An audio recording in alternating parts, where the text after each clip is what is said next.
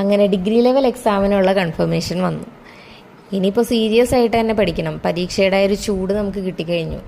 ഇനി 2 മാസമേ കറക്റ്റായിട്ട് പറയുകയാണെങ്കിൽ ഒരു 60 ദിവസം. ഇനി എങ്ങനെയാണ് നമ്മൾ പഠിക്കേണ്ടത്? അതായത് ഇതുവരെ നമ്മൾ പഠിച്ചുകൊണ്ട് തന്നെ ഇരിക്കുകയായിരുന്നു. അതെല്ലാം ഒന്ന് റീഅറേഞ്ച് ചെയ്തൊന്ന് ഓർഡറിലാക്കണം. കൃത്യമായൊരു സ്റ്റഡി പ്ലാൻ വേണം. ഒരു ദിവസം എത്ര സമയം നമ്മൾക്ക് പഠിക്കാൻ പറ്റുമെന്നുള്ളത് കണ്ടെത്തണം. അത് കൺസിസ്റ്റൻ്റ് ആയിട്ട് തന്നെ കൊണ്ടുപോകണം. ആ ഒരു ടൈം അനുസരിച്ചിട്ടുള്ളൊരു ടൈം ടേബിൾ സെറ്റ് ചെയ്യണം.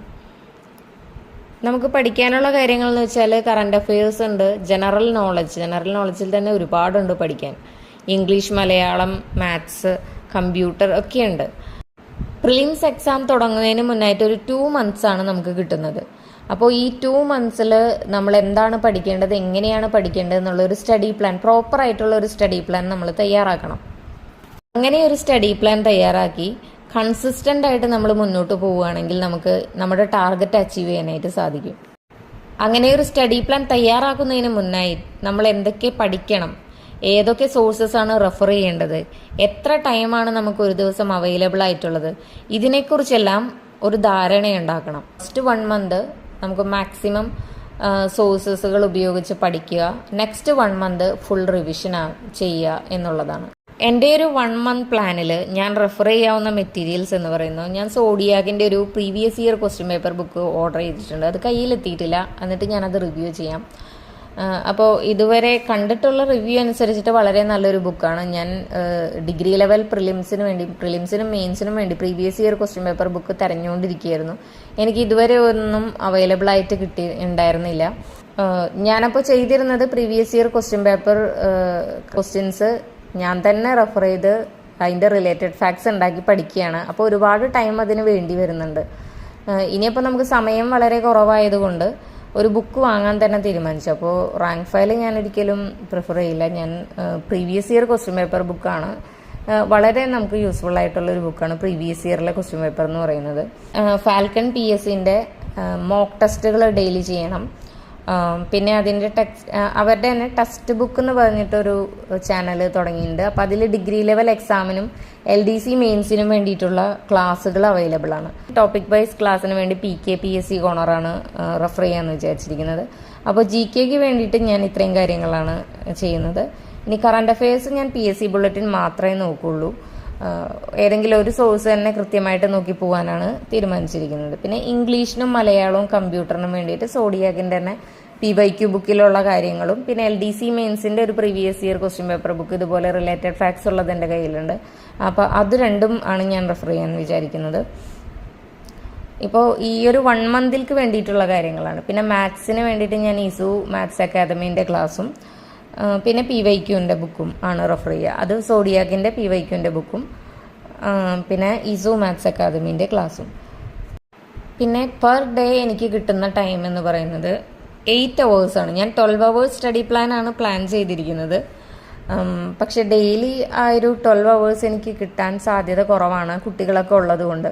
അപ്പോൾ മാക്സിമം കിട്ടുന്ന ദിവസങ്ങളിലെല്ലാം 12 hours സ്റ്റഡി പ്ലാനും ബാക്കിയുള്ള ദിവസങ്ങളിൽ ഒരു 8 hours എനിക്ക് എത്തിക്കാൻ പറ്റുമെന്നാണ് എൻ്റെ ഇപ്പോഴത്തെ ഒരു സിറ്റുവേഷൻ വെച്ചിട്ട് ഞാൻ മനസ്സിലാക്കുന്നത്. അപ്പോൾ അത് അങ്ങനെ ഒരു 8 hours സ്റ്റഡി പ്ലാൻ പിന്നെ എക്സ്ട്രാ ഇതുപോലെ കിട്ടുന്ന 12 hours ഡേയ്സും ഉണ്ടാവുമല്ലോ. അപ്പോൾ അങ്ങനെ അത് രണ്ടും കൂടിയാണ് ഉദ്ദേശിക്കുന്നത്.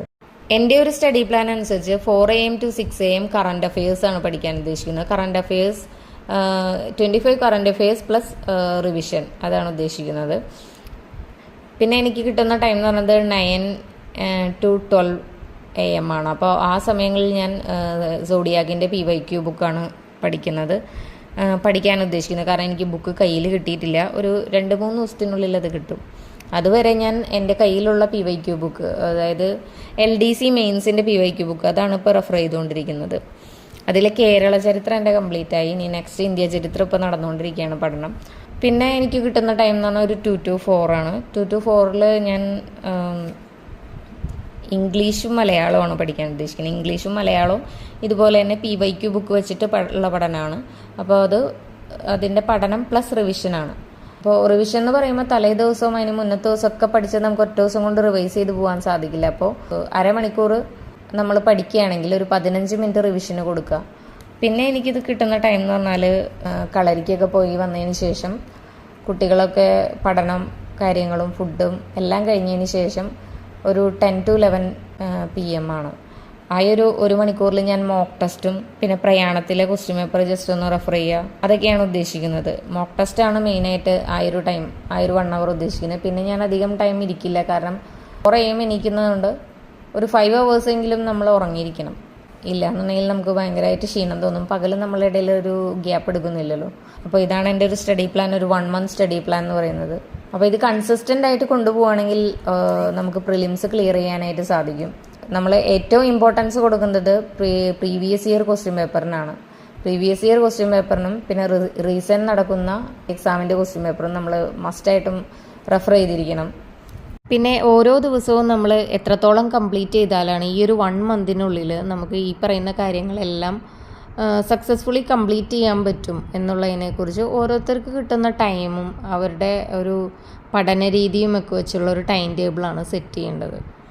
പിന്നെ നമ്മൾ റിവൈസ് ചെയ്യുമ്പോൾ ഒരുപാട് വായിച്ച് ഇങ്ങനെ മടുപ്പ് വരുമ്പോൾ ഇടയിൽ ക്ലാസ്സുകൾ കേൾക്കുക, മാരത്തോൺ ക്ലാസ്സുകൾ കേൾക്കുക.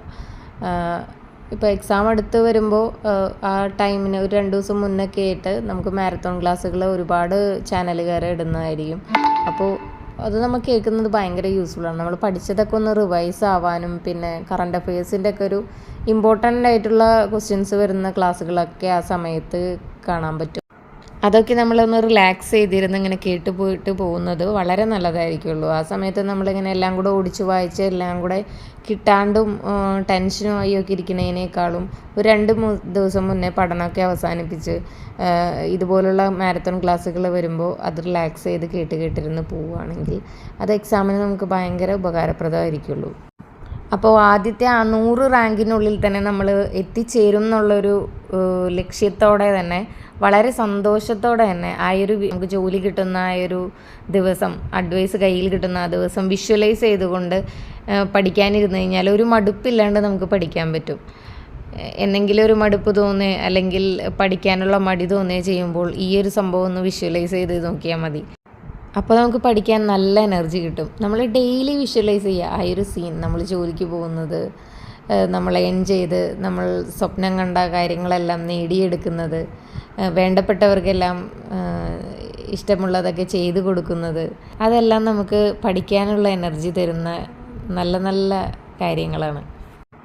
എന്നും രാവിലെ എഴുന്നേറ്റ് വരുന്നത് ഈ ഒരു സ്വപ്നം കണ്ടുകൊണ്ടായിരിക്കണം. ഡെയിലി നമ്മൾ സ്വപ്നം കാണണം. നമ്മളെന്നും ആ ഒരു ജോലിയിലേക്ക് അടുത്തുകൊണ്ടിരിക്കുകയാണെന്ന് തന്നെ വിചാരിക്കണം. എന്തൊക്കെ പ്രതിസന്ധികളുണ്ടായാലും എന്തൊക്കെ സിറ്റുവേഷൻസ് ആയാലും അതിനൊക്കെ ഓവർകം ചെയ്ത് ഹാർഡ് വർക്ക് ചെയ്ത് പഠിക്കാനുള്ള മനസ്സും ഉണ്ടാവണം. അതിനൊക്കെ നമുക്ക് കഴിയുമെന്ന് ഉറച്ച വിശ്വാസം, എന്തും നേടിയെടുക്കാനുള്ള കരുത്തും അത് നമുക്കുണ്ടെന്നൊരു വിശ്വാസം, ആ ഒരു ആത്മവിശ്വാസം നമ്മുടെ ഉള്ളിലുണ്ടെങ്കിൽ നമുക്കെല്ലാം മറികടന്ന്, എല്ലാ പ്രതിസന്ധികളെയും മറികടന്ന് സ്വപ്നം കാണുന്ന ആ ജോലി നേടിയെടുക്കാനായിട്ട് നമുക്ക് സാധിക്കും. നമ്മുടെ എല്ലാം സ്വപ്നം യാഥാർത്ഥ്യമാക്കണ്ടേ?